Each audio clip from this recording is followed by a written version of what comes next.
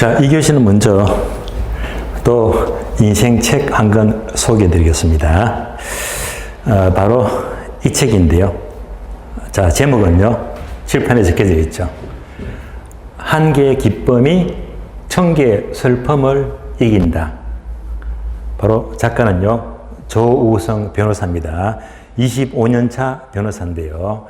어떻게 보면 그 법률 에세이지만은 거의 인생책에 가까워요. 인생 흐름을 전부 다 소개하고 있으니까요. 그래서 이제 이 책은 사실은 1권도 있고 2권도 있어요. 제가 한번 그 12월 초입니까? 한번 언급은 했던 것 같은데, 그때는 2권이었고요. 저는 따로 이제 2권을 도서관에서 대출 받아왔습니다. 책이 너무 좋더라고요. 그래서 이제 보자마자 또 도서관 달려가서 1권을 보니까 1권이 없어요.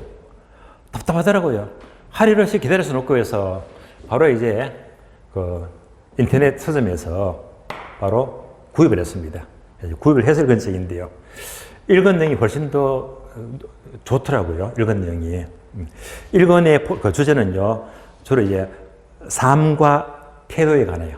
삶과 태도. 그래서 이제 간단히 본다면요, 이분은 이제 25년간 변호사니까 그동안에 겪은 온갖 희노애락, 정말로 많은 사건들을 에세이집으로 엮어놨는데 참 우리가 배울 점이 많습니다. 인생 고수가 있어요. 여러분도 인생 고수가 돼야 됩니다. 공인중개사도요, 중개를 잘하면요, 변호사가 더 많이 벌어요. 정말 고수가 될 수 있거든요. 그럼 결국 인생 고수는 뭘 가르치느냐? 두 가지입니다. 첫 번째는 자기 분야의 전문가. 여러분이 합격했다. 실무를 잘하다고 가정합니다. 전문가가 된 거예요. 이것만으로 인생 고수가 아니에요. 여기다 한 개 더 필요합니다. 삶을 보는 눈입니다.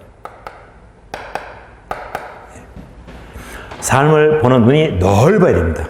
이 눈이 넓어야 됩니다. 그러면 인생 고수가 되는 거예요. 인생 고수.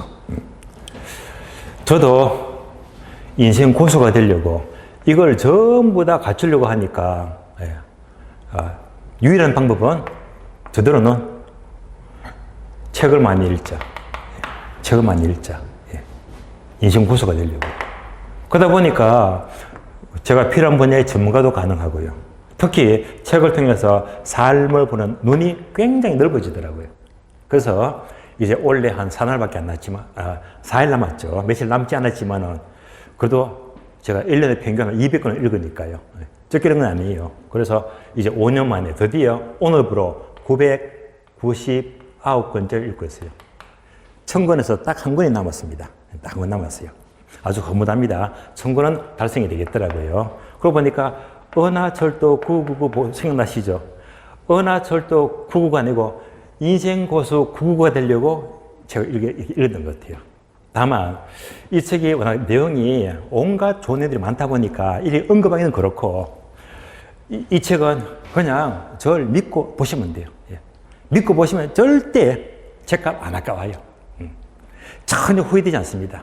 다만 이 책을 읽게 되면요, 분명히 두 가지 넣는다. 두 가지. 틀림없이 얻을 거예요. 첫 번째는 이 많은 사를 통해서 인생의 지혜를 얻습니다. 지혜. 어떤 문제가 벌어졌을 때 이렇게 푸는 것도 있구나. 동시에 감동을 줘요. 그래서 저는 이 책을 통해서 정말로 지혜와 감동을 두 가지를 모두 아주 깊이 있게 느꼈습니다. 아주 좋은 책이에요. 그래서 이제 1권을 꼭 보시고, 아마 1권 보시면 이거는 안 볼 수가 없을걸, 무조건 사서 보게 됩니다. 좋은 책이에요. 인생에 아주 도움되는 책이다. 삶을 보는 눈이 굉장히 넓어집니다. 좋은 책이에요. 자, 문제 보겠습니다. 자, 2번까지 풀었죠. 2번까지. 자, 1번 문제는요, 수요 공급에 따른 균형 가격. 2번은요, 탄력성. 그럼 이제 1번, 2번 문제 두 문제 푸시면서, 이거 풀었죠. 보시면서 여러분이 어려워서 못 다루겠어. 그건 아니잖아요. 예. 충분히 다룰 수 있는 거잖아요. 처음 들었는데. 예. 그래서 여러분들은 항상 계산 문제는요, 이제 계속 풀더라도 필히 느낍니다. 반드시 공식을 암기 되거든, 암기. 공식 암기. 절대 암기도 부담 갖지 마시고, 그냥 영어 단어 30개 암기하면요, 3일이면 좋게요. 그것이 암기 부담 갖지 마시고요. 그리고 매일 푸는 게 중요합니다. 문제 3번 보겠습니다. 자, 3번부터 3, 4, 5, 6번. 6번까지가 부동산 투자론입니다. 3번 문제 볼까요? 3번 문제는 맨 끝에 보니까 물음표. 뭘 구하시오? 기대 수익률. 기대 수익률. 집 한번 볼까요? 나왔네요, 요거. 기대 수익률. 괄호가 2개 나온다고 했잖아요. 괄호 2개. 기억나시죠? 확률 곱하기 수익률. 이렇게 푸는 것이 바로 기대 수익률이다. 그래서 항상 계산 문제는요, 먼저 공식이나 푸는 방법을 떠올리자. 맨 밑에 박스 보세요. 박스 보게 되면 기대 수익률은 주어진 자료를 통해서 확률 곱하기 수익률의 가중평균의 합으로 구한다. 확률 곱하기 수익률의 가중평균 합으로 구한대요. 이렇게 이제 그러면 알았으니까 바로 문제 봅니다. 문제 볼게요. 자, 가상 아파트 사업에 대해서 미래의 환경 조건에 따라서 추정된 수익률의 예상치가 아래 표와 같다고 가정할 때 기대 수익률 구하시오. 자, 19회 때 기출문제를 제가 조금 숫자를 고쳐놨어요. 고쳤습니다. 그러면 표를 보니까요, 경제 환경 변수가 비관적이다, 정상적이다, 낙관적이다. 세 가지인 거죠. 비관적이면 불황이죠. 요즘 얼마나 비관적입니까? 다음에 정상적이면 시장이 보통이고요. 낙관적이면 시장이 아주 호황입니다. 이 세 가지 경우인데요. 이때 확률, 그리고 수익률 있죠. 확률 동그라미, 수익률 동그라미. 답이 나왔네요. 확률 곱하기 수익률이잖아요. 이때 확률 보게 되면 비관적일 때 20%, 보통이면 60%, 낙관적이면 20%. 수익률은요, 비관적일 때 4%, 정상적일 때 8%, 낙관적일 때 12%. 그럼 감 잡히잖아요. 그대로 곱해주면 됩니다. 바로 계산할게요. 3번. 자, 시장이 비관적일 때 확률 몇 프로? 20%. 수익률 몇 프로? 4%. 시장이 정상적이다. 확률 60%, 수익률 8%죠. 수익률 8%입니다. 확률 곱하기 수익률입니다. 다음에 마지막으로 시장이 낙관적일 때 확률은 20%, 수익률은 12%입니다. 확률은 20%, 수익률은 12%죠. 12% 맞죠? 그래서 이제 이걸 전부 다 더해주면 돼요. 가중평균의 합이니까. 그래서 이제 자, 괄호가 2개, 3개 나왔잖아요. 예. 연습했죠? 그러면 퍼센트끼리 곱하면 숫자가 커지거든요. 그래서 바로 답이 나기 위해서는 한쪽만 소수로 고쳐줍니다. 한쪽만 소수로 고치자. 바로 정답이 나와요. 0.2 곱하기 4%. 0.6이죠. 곱하기 8%.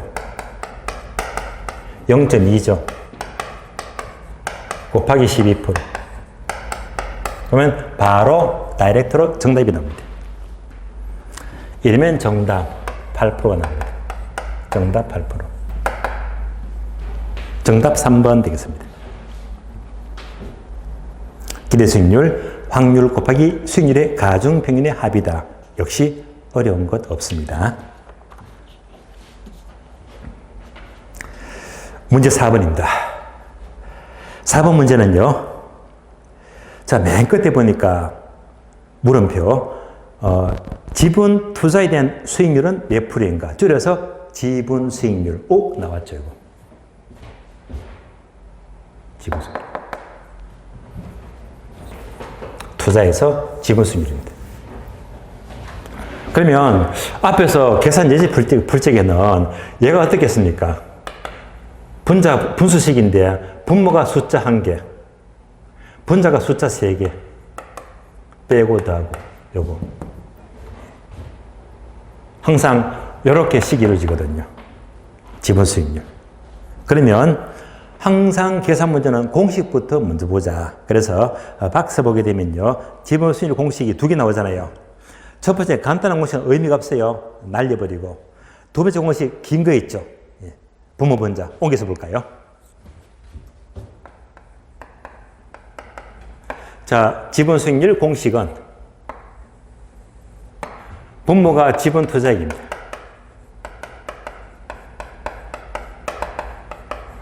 분자가 순수익이었어. 이자 비용 빼고 가격 상승 대해주고요.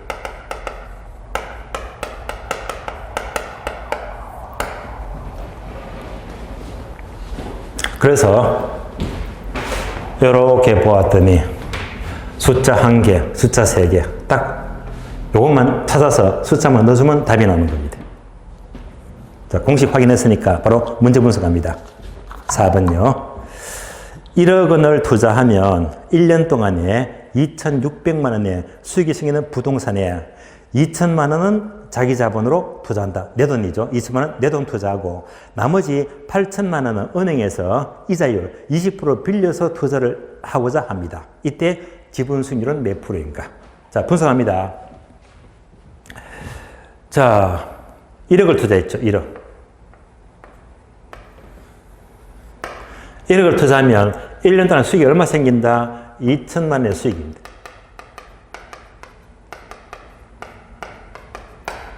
자, 그런데 이 중에서 2천만 원은 자기 자본 내 돈 투자하고요. 은행에서 8천만 원 빌렸대요. 그러니까 2천만 원 내 돈이죠. 내 돈이 바로 지분입니다. 내 돈이 2천만 원이고 은행에 빌렸다 저당이죠. 빌린 게 얼마? 8천만 원입니다. 근데 이자가 몇 프로죠? 연 20%죠. 그래서 이자가 20%다. 0.2, 20% 곱해주면 돼요. 암산되죠. 8천만 원 곱하기 20% 하게 되면 1,600만 원입니다. 이자가 1,600만 원입니다. 자, 문제 분석 끝났습니다. 이걸로 끝.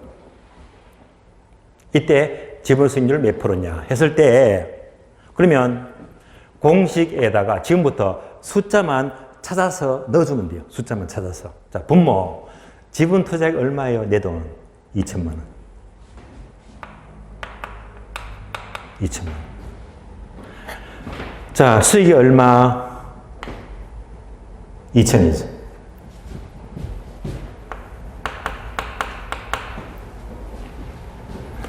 다음에 이자가 얼마? 이자가 1,600이죠.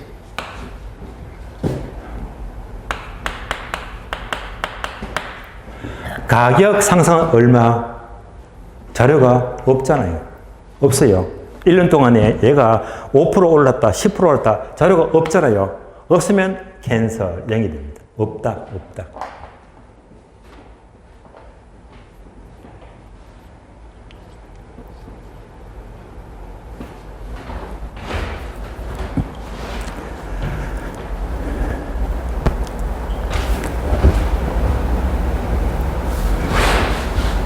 자, 8,000원 8이 16.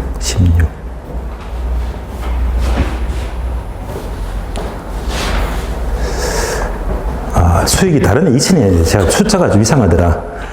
수익이 얼마입니까? 2천이 아니죠, 그죠? 이상하다 싶었어요. 수익 2,600만 원이네요. 2,600.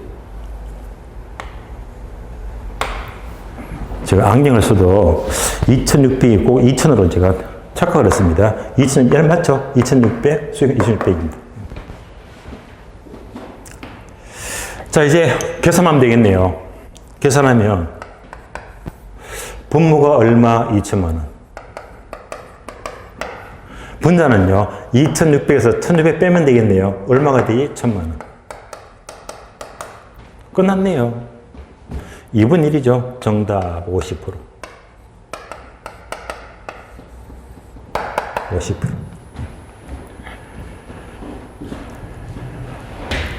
따라서 나의 순수한 지분 수익률은 50%죠. 정답 5번.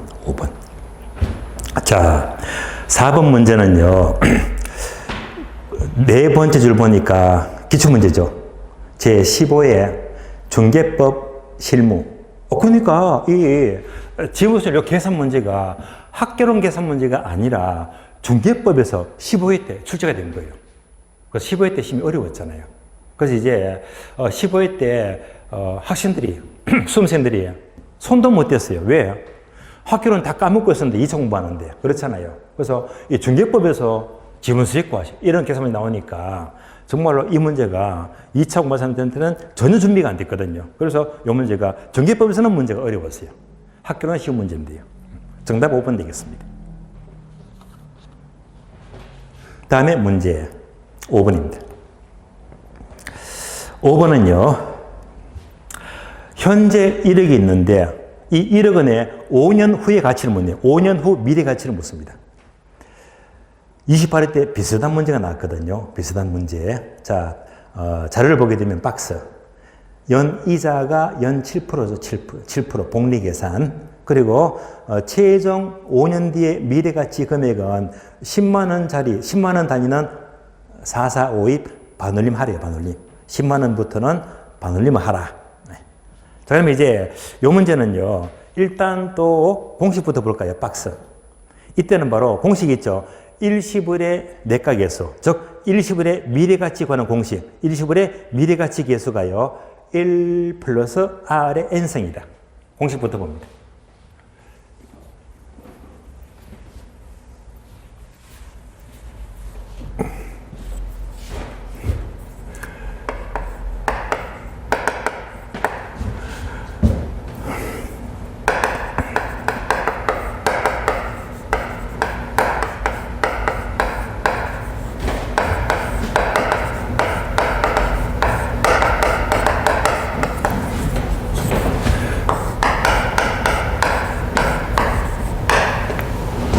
공식만 대입을 하면 돼요. 이때 R은요, 이자율이죠. N승은요, 기간입니다. 그럼 이제 자료 박스 보게 되면요. 자, 이자가 몇 프로? 7%죠. 얘가 7%. 기간은 몇 년? 5년. 5승이 되겠네요. 그럼 이제 금액 1억에다가 얘만 곱해주면 돼요. 1억 곱하기 1 플러스 7%죠. 0.07에 몇 승? 5승. 이런 정답이 나옵니다.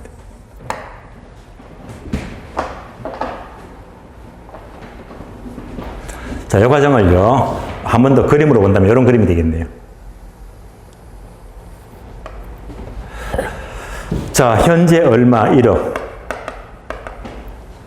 1억 원을 은행에 넣었더니 1, 2, 3, 4, 5. 5년 후에 얘가 얼마가 될까요? 요거잖아요. 항상 화폐 시한가치는 머릿속에 이런 그림을 그리면서 공식을 뚫어야 됩니다. 이때 은행의 이자율이 몇 프로겠죠? 7%죠. 이자는 7%다.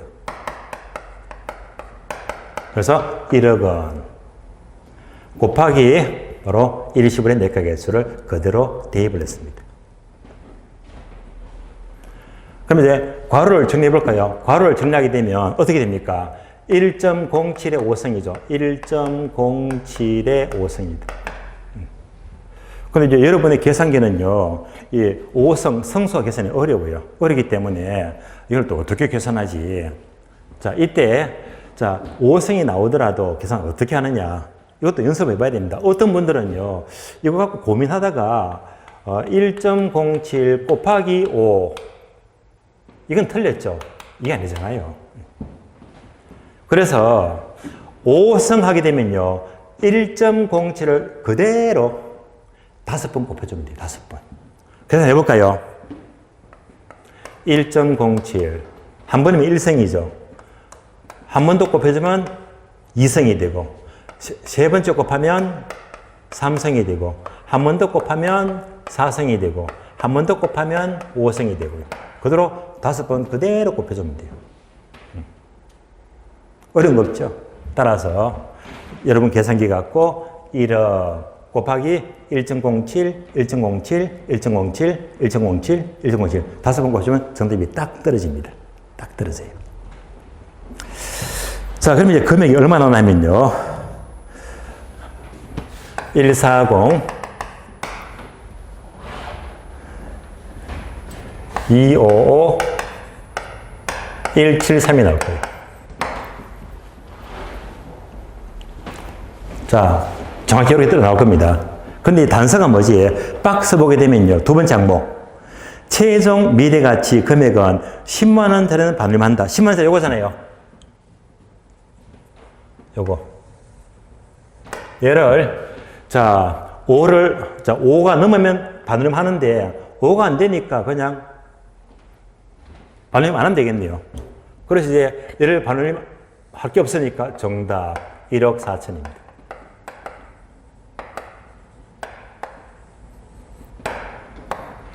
그래서 정답 1번 1억 4천만 원 되겠습니다. 6번 문제 볼게요. 6번. A 부동산에 다음 1년간 소득과 비용 명세서를 이용하여 순영업 소득을 구하시오. 순영업 소득. 자, 기출문제는요. 16회 때 공인중개사 학개론 기출문제입니다. 근데 이제 여러분들이 이 표를 보시면 처음 보니까 대략 난감하죠. 이걸 어떻게 숫자를 끼워 맞추는 말입니까? 그래서 처음 보게 되면 아주 난감하기지만은요. 투자를 공부하게 되면 이거는 별로 어려운 문제가 아닙니다. 그래서 여러분께서 우선 뒷페이지 봐요. 뒷페이지 보게 되면 박스 있죠. 박스. 영업수지계산. 그래서 자, 흐름이 복잡하죠. 처음에는 복잡해 보이지만은 이것도 공부하시면요. 별거 아니에요. 그러면 이제 이거 옮겨서 볼게요.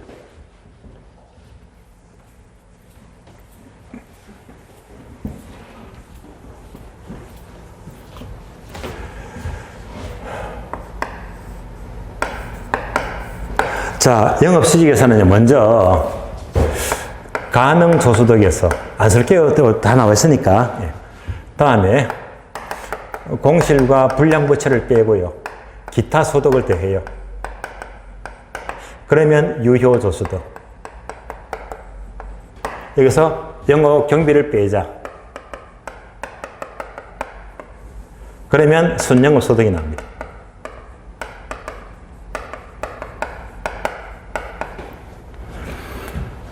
다음에 은행의 빚값자, 부채 서비스를 공제하고요.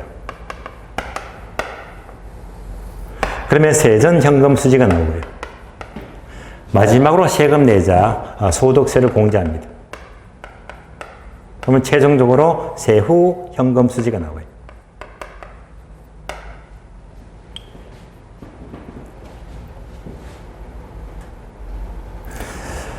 그래서 이제 가능조소득에서 공실은 빼고, 경비도 빼고, 부채 서비스도 빼고, 소득세도 빼고, 빼는 거 많잖아요.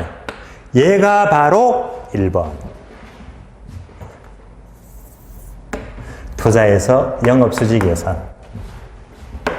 6번 문제에서 이대로 계산한 흐름입니다. 빼기만 해주면 돼요. 근데 이제 이 흐름을 봤으니까, 자, 문제가 뭡니까? 문제. 자, 문제는요, 끝에 보니까 6번. 순영업소득을 구하시오. 요거. 순영업소득을 구하시오. 요거 묻잖아요. 얘를 구하시오. 자, 우리 계산 문제는요. 자, 전부 다 계산해서 세후 현금 수지를 구하시오. 얘도 중요하고요. 얘가 더 중요해요. 지금은 얘를 물었잖아요. 순영업소득을 구하시오. 얘를 물었잖아요. 그럼 이제 요 흐름에다가 표를 보시면서 숫자만 찾아서 넣어주면 돼요.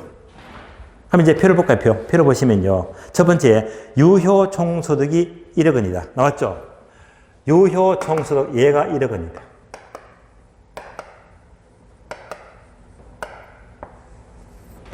여기서 영업경비를 빼게 되면 순영업소득이 나오잖아요.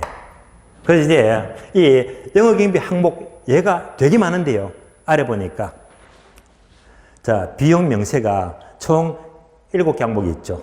유지관리비 2천만 원, 보험료 300, 소득세 1천만 원, 수수료 200, 전기료 300, 재산세 2천, 부채 세비세 1천만 원. 그래서 이제 여기 항목 중에서 경비에 들어가는 거, 안 들어가는 거, 요거 가리는 문제거든요. 그러면 문제 다 푼 겁니다. 나중에 정규진대에서 제가 암기를 시켜드리겠지만은요, 경비에 포함되지 않는 거, 안 들어가는 거, 자, 공부 소감으로 암기시켜 드릴 겁니다. 공부 소감. 이렇게 암기를 시켜 드릴 겁니다. 공부 소감 대표적인 4가지가 있다. 자, 공 나왔죠? 있네요. 요거, 공실. 공실과 불량부채. 부채세비적이죠. 소득세. 감가상각비예요. 감가상각비. 그래서 공부 소감인데요. 그래서 공실 경비가 아닙니다. 부채 세비세, 소득세 모두가 경비가 안 들어간다. 왜? 경비는 여기 위치했기 때문에 얘는 이제 앞에 있는 것, 뒤에 있는 것들은 전부 다 경비에 들어갈 수가 없는 거잖아요. 예. 그래서 이제 이런 것들을 가리는 문제가 돼요. 가리는 문제. 그럼 답이 올 겁니다.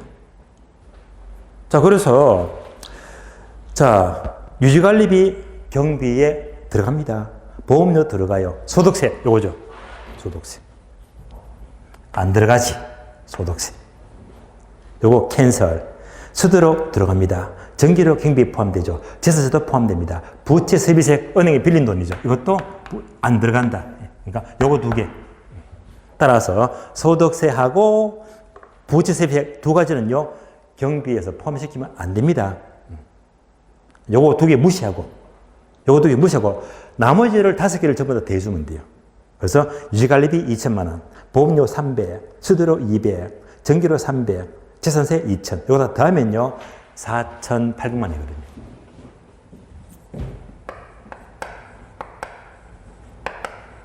요거 2개 빼고 나머지 전부 다 경비가 됩니다. 그럼 끝났네요. 암산되죠. 5,200만. 정답 순영업소득은 5,200입니다. 그래서 이제 이런 문제는요, 투자의 흐름, 영업수지 흐름만 알게 되면 이런 부분도 숫자를 맞추면서 흐름을 찾게 되면 이 문제가 되게 어렵고 복잡한 문제가 아니거든요. 경비만 가리는 문제가 나왔네요. 정답은 4번이죠. 정답 4번. 다음에 문제 7번 보기 7번. 7번 보게 되면 첫 줄에서 레일리의 소매인력 법칙이 나와요. 소매인력 법칙. 8번도 비교입니다. 7번, 8번 묶어봐요. 묶어서 봅니다. 8번은요, 허퍼의 상권 분석 모형이죠. 그러니까 레일리의 소매인력 법칙과 8번 허퍼의 상권 분석 모형, 이런 계산 문제는 여기서 보니까 나왔네요. 여기. 상권 이런 데서 소매인력 법칙하고 확률명이다. 나왔잖아요. 나왔습니다. 그래서 기억나시죠? 계산 연습은요. 42만 나누기 20의 제곱이다. 그래서 1050이 나왔잖아요. 이렇게 풀었잖아요. 그러니까 이렇게 푸는 계산 과정입니다. 계산 과정이. 그래서 항상 숫자 주고 이것의 이승이다. 이렇게 늘 나오거든요. 그래서 이제 계산 흐름은 간단해요. 이렇게 푸는 것이 몇 번이지? 7번과 8번입니다. 자, 7번은요, 레일리의 소매인력 법칙이고, 8번은요, 허퍼의 상권 분석 모형 또는 확률명인데, 그러면, 공식이 박스에 각각 나오지만은요, 박스만 보기에는 너무 흐름을 잡기가 뭐 하니까, 일단 기본적인 흐름을 이렇게 한번 비교해 봅니다. 기본적으로.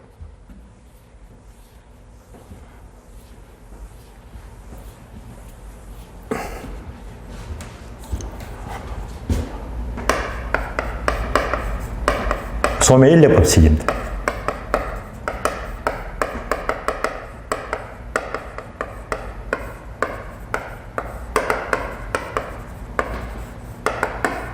다음에 허퍼의 확률 모형 또는 상권 분석 모형입니다.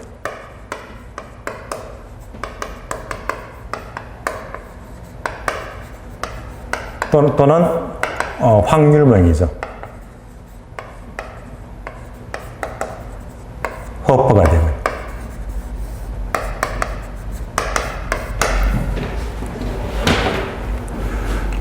그러면 이 두 가지는 따로 공부할 게 아니고요. 이렇게 이어집니다. 레일리의 소매 인력 법칙을 수정 보완했어요. 수정하고 보완한 모델이 바로 허퍼의 확률 모형입니다. 그래서 공식이 비슷비슷해요. 비슷비슷하다. 그러면 간단히 비교하자면요. 첫 번째, 레일리의 소매 인력 법칙은 첫 번째, 도시를 단위로 한 상권율입니다. 반면에 허퍼의 확률 모형은요. 도시가 아니고 첫 번째, 상점을 단위로 한 상권율입니다. 상점을 단위로 한 상권율입니다. 이렇게 비교가 돼요. 그럼 비교합니다. 도시를 단위로 하면 소매 인력 법칙이 되고, 도시가 아니고 점포, 상점을 단위로 하면 허퍼의 확률 모형입니다.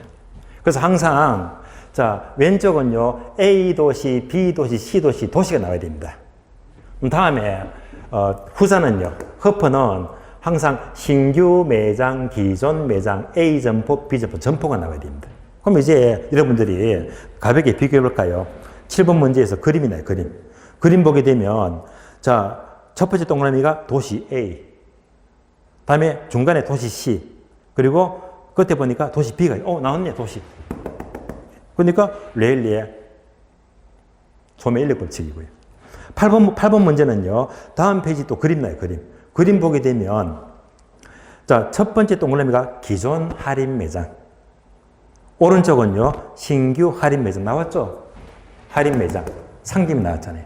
상점이 나오니까 허퍼의 상권 분석, 즉 확률명입니다. 그래서 이제 문제가 A 도시, B 도시가 나오면 소매 인력 법칙. 매장이 나와요. 그래서 기존 매장, 할인 매장, 상점, 점포가 나오니까 허퍼의 상권 분석 모형입니다. 그럼 이제 이렇게 이제 큰 차이가 나면 도시가 나오면 왼쪽, 상점이 나면 오른쪽입니다. 그래서 이제 두 번째 공식 넘어가죠. 이제부터 7번, 8번 문제 박스 공식을 보시면 돼요. 그래서 고객 유인적이 나와요.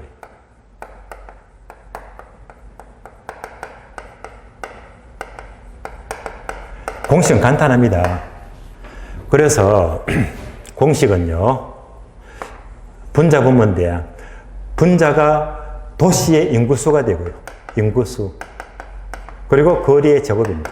아주 간단해요. 이 공식 어려워서 암기 못할 거 없잖아요. 다음에 두 번째. 허퍼의 확률 모형은요. 고객 유인력.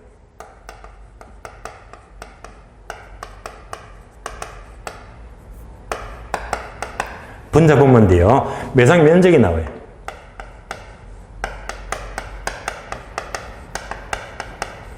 그리고 거리의 제곱이다. 자, 한눈에 비교되죠. 그래서 이렇게 보게 되면 도시가 나오니까 그 도시의 인구수가 나와요. 도시의 인구수. 점포, 상점은요. 그 점포가 면적이 얼마가 되지 해서 점포의 면적이 나야 됩니다. 비교하니까 더 쉽잖아요. 그럼 둘 다 분모는요, 거리 제곱, 거리 제곱인데, 이때 유의할 점은요, 레일리의 소매 인력 법칙은 그대로 이성, 수학적으로 제곱 이성입니다. 그런데 허퍼의 확률명은요, 이때는요, 얘가 뭐지? 바로 공간 마찰 계수가 돼요. 이거 조심해야 됩니다. 공간 마찰 계수입니다. 그래서 이때 공간 마찰 계수는요, 숫자가 이제 꼭 2가 아니고 0이 될 수도 있고 1이 될 수도 있고 2, 3 등등등 주기 나름이거든요. 그래서 항상 단세에서 만약에 0을 주면 0성, 1을 주면 1성, 2를 주면 2성, 3을 주면 3성입니다. 문제 아시겠죠? 그래서 항상 자료가 마찰 계수가 얼마다 하면서 저를 제시하는데 보통은요, 가장 많이 주는 게 2를 주거든요. 마찰 계수는 2를 주더라. 2를 주니까 주로 이제 2성을 표현하는 건데, 엄밀히 말하면 마찰 계수의 성수를 말해요. 주로 이제 2를 주더라. 그래서 주로 이제 2성 이렇게 보는 거예요. 구분되시겠죠? 자, 두 가지를 비교했고요. 그러면 이제 간단한 예를 들어 봐요. 레일리의 소매 인력 법칙이 뭡니까? 바로 도시. 간단히 그림으로 봅니다. 그림으로 보게 되면. A 도시가 있어요. B 도시가 있어요. 자, 그림을 보니까 두 도시가 크기가 똑같아, 크기가. 그리고 인구도 똑같아. 예, 크기와 인구가 똑같습니다. 그러면 이제 중간에 한복판에 C라는 동네가 있대요. 자, A와 B 도시는요, 크기와 인구수가 똑같으면요, 끌어당기는 힘도 반반씩, 1대1로 반반씩 똑같겠네. 얘가 바로 두 도시가 끌어당기는 힘을 말합니다. 이제 요거 구하는 게 바로 이 공식입니다. 예를 들면요, A 도시가 크다. 이만큼 커요.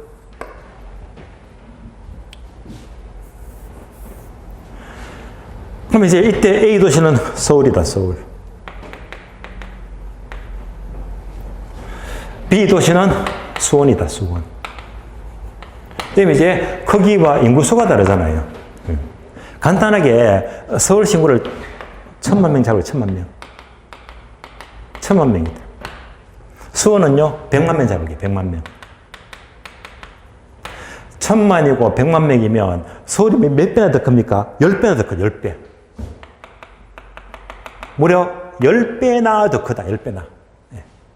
따라서 A 도시가 10배나 크니까 이 큰 도시가 훨씬 더 많이 잡아당기겠네, 이만큼. 이렇게. 따라서 큰 도시가 끌어당기는 힘이 세다. 몇 대 몇으로? 10대 1이다. 10대 1. 유의할 점은요, 이거 레일리의 소매 인력 법칙 공식을 수학적으로 증명하면요, 10배나 큰데 10대 1에다가 여기다가 루트만 씌워줍니다, 루트. 얘는 이제 수학적으로 증명하는 과정이 복잡하고 어려워요. 다만, 10배나 크니까, 자, 이 10배 앞에다가 루트만 씌워주면 돼요.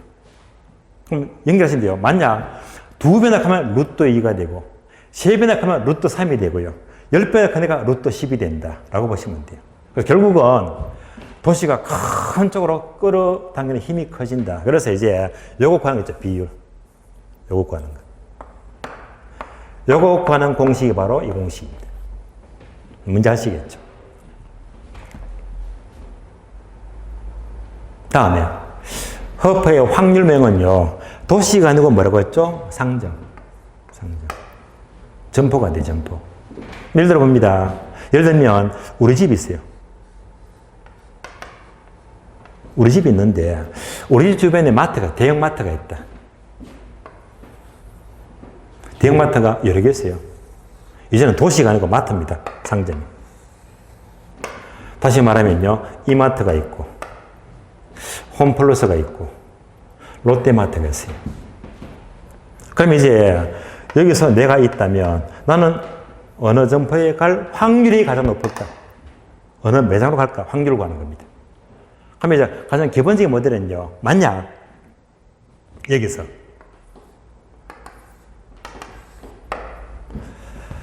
만약 가정에서 3개 매장이 크기가 똑같아요. 크기가 똑같으면 여러분들은 뭔 데 갑니까? 가까운 데 갑니까? 당연히 가까운 데 가지.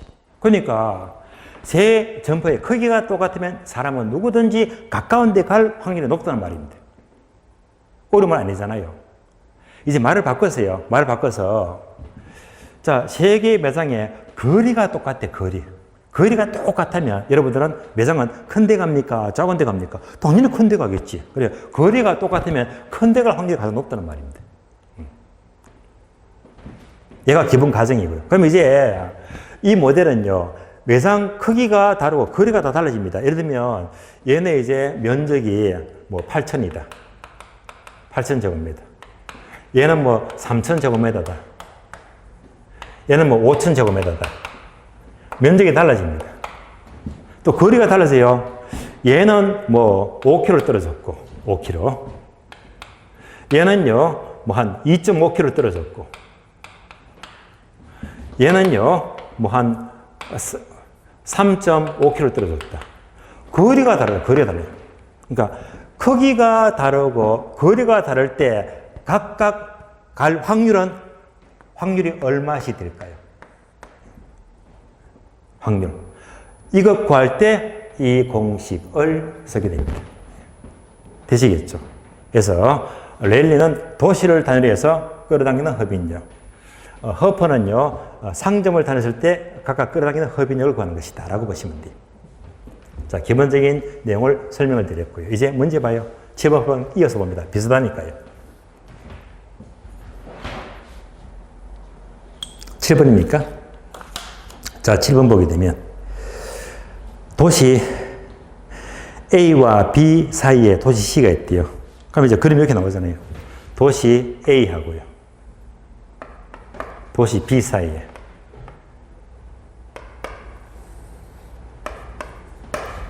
도시 C가 있대요. 이렇게 나오겠네요. 이때 랠리의 소매 인력 법칙을 이용하여 자, 도시 C로부터 A와 B의 유인비를 있어요. 자, 이렇게 A와 B로부터 중간에 있는 이 C 도시가 각각 끌어당기는 hợp 인력. 요 유인비를 구하래요. 이렇게. 얘를 구하래요.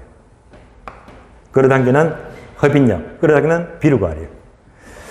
자, 그러면 이제 자료 볼까요? A는 인구가 7만 명입니다. 거리가 10km죠. 다음에 도시 B는요, 42만. 거리가 20km입니다. 그러면 감 잡힐 거예요. 공식 보니까 인구하고 거리. 예. 그럼 그대로 공식 대입합니다. A부터 구하자, A. 분자가 인구수죠, 7만 명. 거리 제곱이죠. 10의 제곱. 그러면 700이 나와요. 다음에 B도 구하자. 인구가 42만이죠. 거리 제곱 20의 제곱이죠. 20의 제곱. 나왔네. 아까 계산 연습에서 나왔죠. 1050.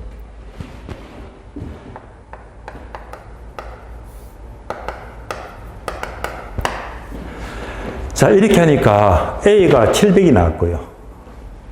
B가 1050이 나왔습니다. 그럼 둘 다 합해볼까요? 합하면 안 쓰면 되겠죠. 합하니까 1750. 전체가 A 더하기 B 전체가 얼마? 1750. 전체가 1750입니다. 자, 이 말이 뭐냐면요. 만약 이 C라는 도시가 1750명이 있대. 1750명이 있다면 A로 몇 명이 간다? 700명. B로 몇 명이 간다? 1050명.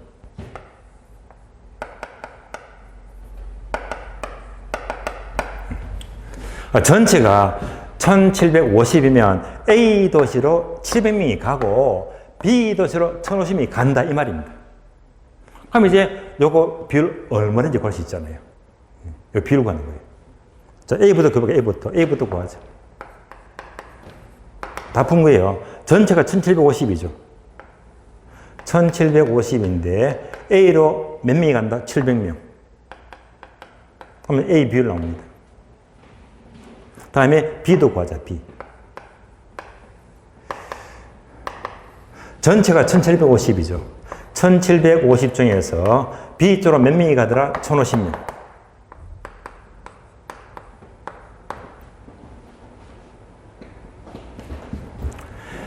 그래서 계산하면 0.4. 계산하면 0.6이 나와요. 그래서 A 도시로 40%, B 도시로 60% 가더라. 되시겠죠? 그래서 정답 2번요. A 도시 40%, B 도시 60%. 이렇게 보시면 돼요. 공식은 간단합니다. 이렇게. 다음에 8번. 8번 보겠습니다. 자, 8번 보게 되면 아래 그림을 보고 허퍼의 상권 분석 모형을 이용하여 신규 할인 매장의 이용자 수를 구하시오. 단 공간 마찰 계수는 2로 한다. 나왔습니다. 마찰 계수는 2가 된다. 자, 어떤 매장요? 신규 매장, 신규 동그라미. 그래서 매장은 신규 매장만 구하시면 되는 거예요. 자, 그럼 이제 다음 페이지 그림 봅니다. 그림 보게 되면 이렇게 나와 있네요.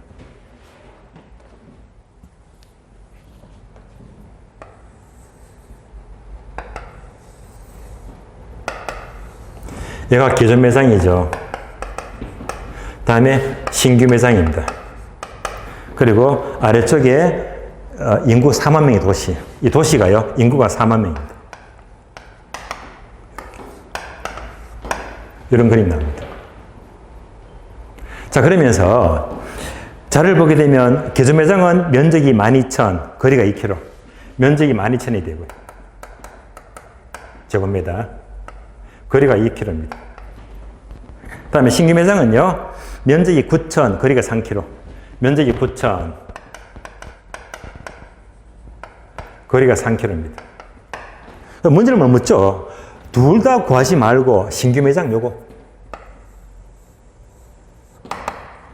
자, 요거 구하시오. 그러니까 여기 있는 도시 인구가 4만 명인데 과연 이런 조건에서 신규 매장으로 4만 명 중에서 몇 명이 갈까요?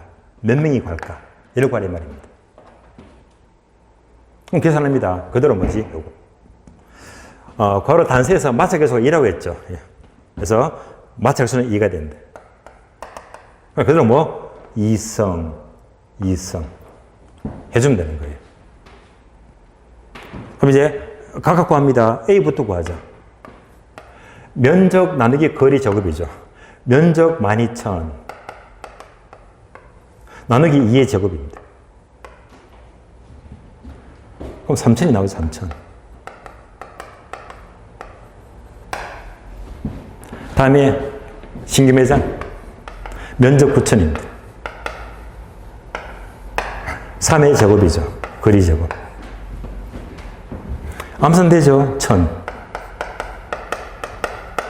결국 합하니까 4,000이지. 만약 4,000이 있다면 3,000명은 교주 매장 가고 1,000명은 신규 매장 간대요. 총 이제 3,000하고 1,000하고 합하니까 전체가 얼마? 4,000이죠. 4,000 중에서 3,000명은 교주 매장 간대요. 그럼 4분의 3이죠. 몇 프로? 75%. 4,000명 중에서 1,000명은 신규 매장 간대요. 그러면 4,000 중에 1,000명은 4분의 1이죠. 25%. 그래서 확률을 따지니까 75%는 교주 매장 가고 25%는 신규 매장 가더라 이 말입니다. 문제를 못 묻죠? 신규 매장. 신규 매장. 그러면 신규 매장에서 가는 확률이 몇 프로입니까? 25%. 25%. 따라서 4만 명 곱하기 몇 프로가 가더라? 25%. 25%가 신규 매장으로 가더라. 하게 되면 10,000명이 나와요. 신규 매장 가는 인원은 10,000명이죠. 정답 1번. 정답 1번 되겠습니다. 자, 마지막 문제 봅니다. 마지막 문제. 자, 문제 9번요. 다음, 자, 표에서 A 지역의 부동산 산업의 입지 개수를 구하시오. 오, 입지 개수. 여기 있죠. 입지 개수. 자, 입지 개수만 하면 무조건 뭐지? 네 줄짜리 공식. 분자분모, 네 줄 공식. 그래서 입지 개수 하게 되면요. 박스 아래 공식 보니까 2줄 공식과 4줄 공식이 나옵니다. 그래서 바로 풀기는 뭐 하니까요. 도대체 입지개수가 뭔지도 이해하면 훨씬 더 계산 문제가 풀기가 좋아요. 항상 이론하고 계산 문제는 서로 연결이 되기 때문에 계산 문제도 일단 이런 흐름을 이해하게 되면 풀기가 좋습니다. 입지개수부터 먼저 이해해 볼까요? 입지개수.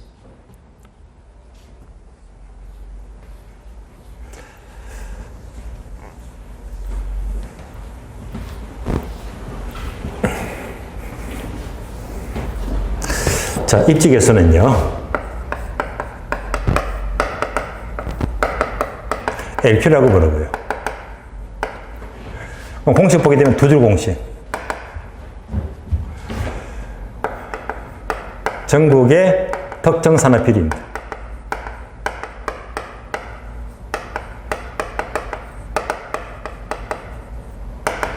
다음에 분자는요, 지역의 특정 산업 비율입니다.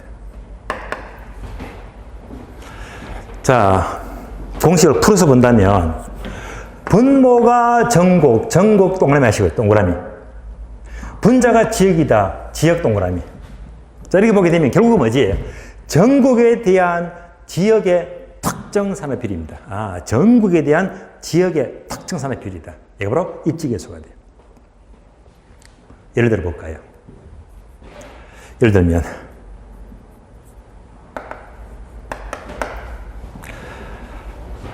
자동차 산업입니다.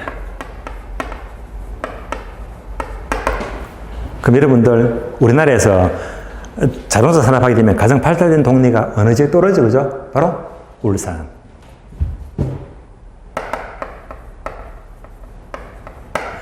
울산은 현대차가 있죠. 울산 하게 되면 워낙 자동차가 특화되어 있죠. 자동차. 그래서 울산은요, 굉장히 자동차 산업은 지역적으로 굉장히 특화되었다. 엄청 발달되었습니다. 그럼 이제 숫자를 봅니다. 울산은요, 울산. 전국의 자동차 산업비율은 전국은 평균치가 50 잡을게요. 전국 평균치가 50밖에 안 되는데 울산은 굉장히 발달이 되었죠. 그럼 이보다 훨씬 크겠지. 한 90 잡아봅니다. 그러니까 울산은 자동차가 전국의 평균치를 훨씬 웃돌 만큼 발달이 됐단 말입니다. 얼마가 돼요? 1.8이 됩니다. 1.8. 입지계수가 1.8이 나왔다. 이 말은 뭐냐면요. 결국 입지계수 LQ계수가 1보다 크죠. 1보다 크다는 것은 그만큼 자동차 산업이 발달이 되었다. 한마디로 특화 산업입니다.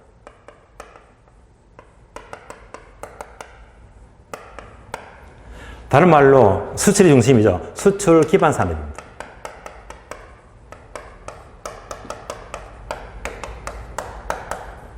아, 그래서 입지계수가 1보다 크게 되면요, 전국의 평균보다 훨씬 더 웃도니까, 아, 이 지역은 그 산업이 특화, 발달이 되었구나 라는 것을 알 수가 있잖아요.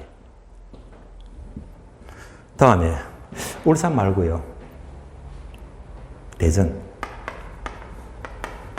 대전은요, 자동차 공장이 없습니다. 대전은 제가 알기로는 소비도시라고 있거든요. 대전은 물론 타이어 공장이 있긴 있어요. 한국 타이어든가. 그러나 자동차 공장은 없습니다. 대전은 소비도시니까, 소비도시라면 자동차 산업이 발달이 안 되었잖아요.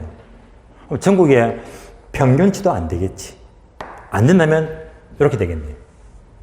전국의 평균 자동차 산업 비율이 50이라면 대전은 이보다 못합니다.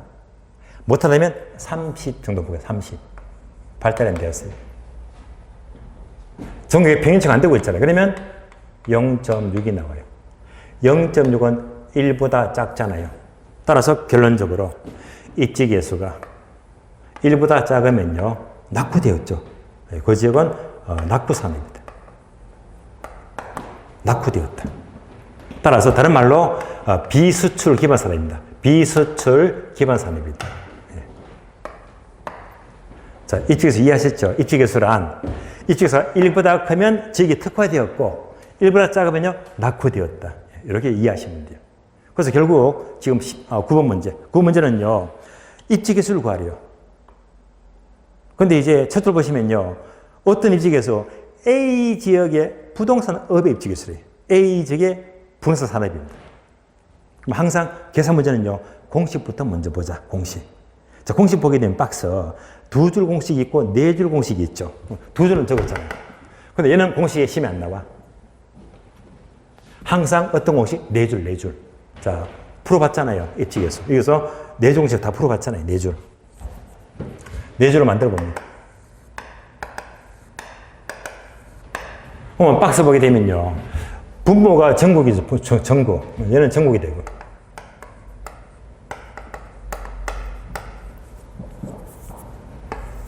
다음에 분자는 지역이다, 지역.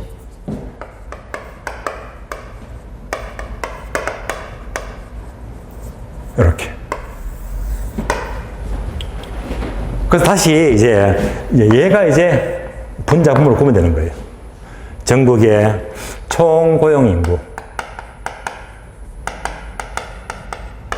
분자는요, 특정 산업의 고용 인구, 특정 산업의 고용 인구. 요러면요, 전국의 특정 산업 비율이 나옵니다. 다음에 분자는 다시 지역의 총 고용 인구, 총 고용 인구. 분자는 지역의 특정 산업의 고용 인구가 돼요. 그러면 이제 얘가 바로 지역의 특정 산업 비율이 됩니다. 그래서 항상 입시에서는요, 숫자 4개, 4줄짜리 공식이 필요합니다. 이렇게 보시면 돼요. 자, 그러면 이제 얘도 기출문제도 언제 나왔습니까? 제 16회 때. 16회 때 기출문제네요. 그래서 이제 표를 보게 되면 표가 이렇게 나옵니다.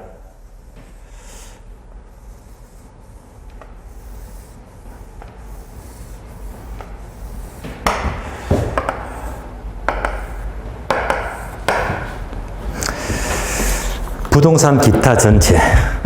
부동산 기타 전체 합일이고요. 다음에 A지역, B지역 전국.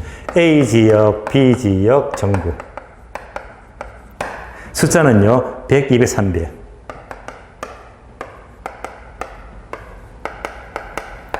다음에 B는 400, 200, 600. 400에다가 200 더하니까 전체가 600이네요. 전국은 500, 400. 500, 400이고, 더하니까 900이네요, 전체가.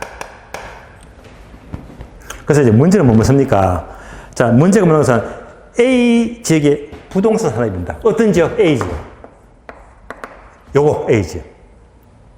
어떤 산업? 부동산 산업입니다, 부동산. 요거 부동산. 그러니까 자, A 지역의 부서 산업에 입시에서 물으니까 B는 나가래. 그럴 필요가 없잖아요. 그럼 여기서 자, 공식 보니까 분모가 전국이죠. 그래서 얘는 분모. 분모. A 지역은 분자죠, 분자. A 지역은 분자. 전국은 분모, A 지역은 분자. 나왔네. 분석 끝났습니다. 끝났어요. 이제 네 줄 공식 보고 숫자만 넣어주면 돼요. 전국은 총 얼마? 전국은 총 900이지. 900. 전국은 부동산 산업은 얼마? 500이죠. 500.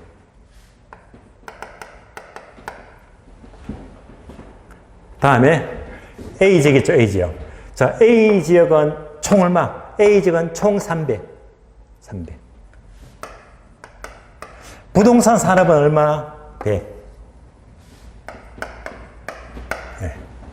그래서 네 줄짜리 공식이 완성이 되었습니다. 그럼 이제 푸셨겠죠? 약분하자 3분의 1. 약분하자 9분의 5. 여기까지 몇 초? 3초. 다시 정리하자. 내항급은 분모가 되죠. 3, 5, 15. 외항급은 분자가 되죠. 9, 1은 9. 여기까지 몇 초? 3초. 계산만 남았네요. 9 나누기 15 하게 되면 0.6이 돼요. 0.6. 0.6이면 어떤 산업? 낙후 산업. 낙후 산업입니다. 따라서 0.6 정답 2번이 되겠습니다. 2번이요. 자, 이상으로 이제 계산 문제 기술 특강 9문제가 모두 끝이 났는데 한 번 더 보게 되면요. 자, 처음에 계산 연습했죠. 연습. 그래서 지금 이 흐름에서 야, 작년에는요. 무려 하나, 둘, 셋, 넷, 5문제가 막 쏟아졌거든요. 완전히 대박이 났습니다. 그런데 제 느낌상 내년 시험은요, 이렇게 5문제까지는 과합니다. 그렇게 안 나와요. 예. 작년은 기가 막히게 적중이 되었고, 그러면 이제 올해 시험은 어떤 형태라도 도시 문제는 꼭 나와요. 지금 이 흐름에서. 계산문제 연수 충분히 해봤잖아요. 이 흐름에서 어떤 경우도 도문제, 세 문제는 무조건 나옵니다. 그러니까 이제 여러분들은 계속 잠깐만 듣다 치더라도 도문제, 세 문제 따고 들어갔잖아요. 그래서 지금까지 풀어봤지만 항상 제가 풀어던 흐름이 일치가 되었죠. 먼저 공식부터 먼저 확인했잖아요. 공식 본 다음에다가 이제 그대로 뭐 숫자만 대입하니까 나왔잖아요. 그런데 처음 푸니까 어설프잖아요. 그러니까 반복해야지 여러분들은 쉽게 내 것이 되거든요. 그러면 지금부터 충분히 연습하시면 계산 문제 아무것도 아닙니다. 자, 강의를 마치면서요. 이제 올해도 이제 한 4일 남았습니다. 4일. 여러분들은 요거 하시죠.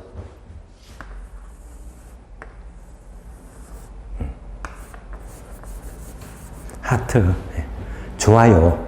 여러분들은 이제 남은 4일 동안 올해 마무리 정말 잘 하시고요. 그래서 이제 좋은 연말을 보내시고 마지막으로 이 오늘 강의도 여러분들이 얻은 바가 컸다면요. 또 강의 밑에 요거 있죠. 좋아요. 꾹꾹 눌러주시고요. 좋아요 누를 때 몇 초? 1초. 연말 잘 쉬시고요. 1월달 새해 첫 시간에 다시 뵙도록 하겠습니다. 자, 수고 많습니다.